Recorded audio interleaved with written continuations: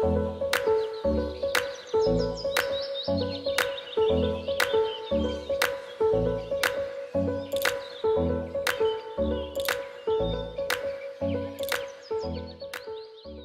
m'appelle Sylvie Brun et je suis installée ici depuis 2017. Donc on est à Bédoin, à la roseraie de Gérenton. C'est ici un lieu de production de roses anciennes, alors de rosiers anciens. Je produis des plants, uniquement des plants, et je les produis à partir des 300 pieds mers qui sont dans le jardin. Donc un jardin qui est planté de tous ces rosiers anciens, de plantes méditerranéennes et aussi de plantes sauvages.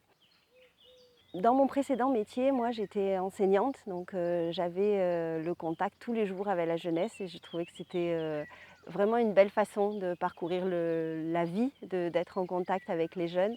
Et arriver sur mon exploitation, sur cette ferme, je suis quand même seule une grande partie de l'année. Et faire de l'accueil, déjà, ça permettait de garder le contact avec les jeunes, ce qui était chouette pour moi. Ensuite, ça allait un peu dans mes valeurs, l'idée que ce lieu qui est vibrant de vie, de fleurs et d'une certaine beauté, faire de l'accueil, c'était aussi ouvrir ce lieu à tous les publics. Donc j'accueille ici le grand public, mais j'accueille aussi des scolaires, des centres de loisirs et aussi des structures sociales qui peuvent venir. Alors je vais accueillir des groupes sur une demi-journée, mais ça peut être aussi à la journée. Sur des publics scolaires, par exemple, toute l'année, on peut travailler, mais dans le sens aussi quand même découvrir et s'amuser autour du thème de l'eau, avec un escape game qui se passe dans le jardin et aussi sur la partie production de la ferme.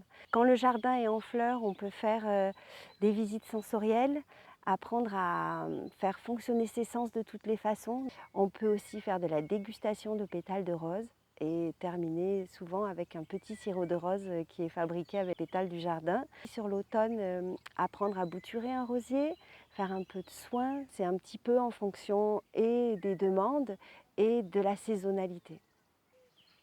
Assez vite, même très vite, même avant que le jardin soit ouvert, j'ai entendu parler du réseau Racine. Pour moi, ça avait du sens de passer par le réseau parce que c'est une structure d'éducation populaire et dans mon parcours, moi, j'ai bénéficié de l'éducation populaire. Donc rendre un petit peu ce que j'avais reçu, ça me semblait plutôt chouette. Et être en réseau, c'est toujours plus riche. C'est plus riche sur le plan humain, c'est plus riche sur le plan des échanges, c'est plus riche sur le plan des connaissances, c'est que du plus.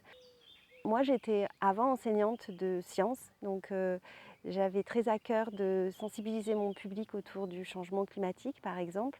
Et être dans une ferme et faire de l'accueil, ça va être pouvoir sensibiliser autour de cette question-là, mais aussi être dans le concret du contact avec la nature.